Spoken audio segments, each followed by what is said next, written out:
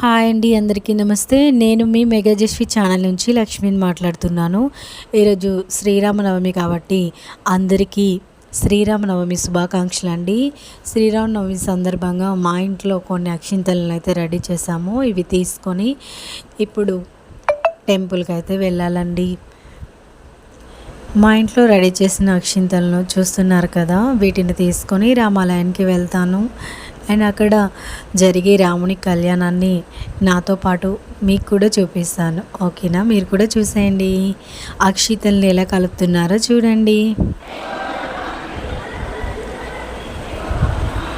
దేవస్థానంలో భద్రాచలం దేవస్థానంలో అక్షింతలను ఎలా కలుపుతున్నారో చూడండి.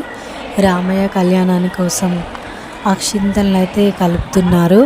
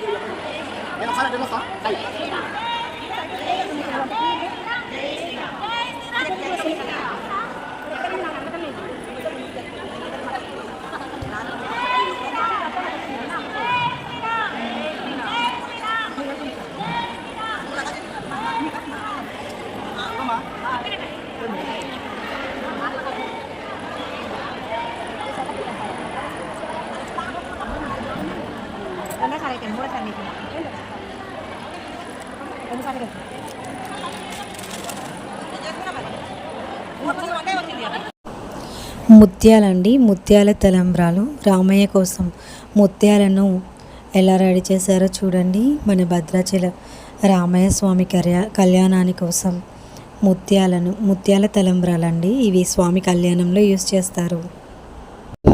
మేము గుళ్ళో అయితే ఉన్నామండి, దేవస్థానంలో ఉన్నాము. మా తోటికోడలు వాళ్ళ పిల్లలు మేము దేవుని యొక్క కళ్యాణాన్ని అయితే తిలకిస్తున్నామండి. నాతో పాటు మీరు కూడా వీక్షించండి. నారాయణుడు రామచంద్రుడు కానీ తను సీతారామవారిని మళ్ళీ తీసుకువచ్చుకునేంత వరకు రావణాసుడిని వధింపజేసిన వాళ్ళని స్వామి భగవంతుడు అయ్యాడు. అప్పటి వరకు సాధారణ మాతృకు మాత్రమే, అంటే ఎటువంటి శక్తి లేనటువంటి మానవుడు. కానీ అటువంటి స్వామి భగవంతుడు అయినప్పుడు మనం కూడా ఎటువంటి శక్తి లేకున్నా కూడా మనం కూడా మన జీవితాన్ని ముందు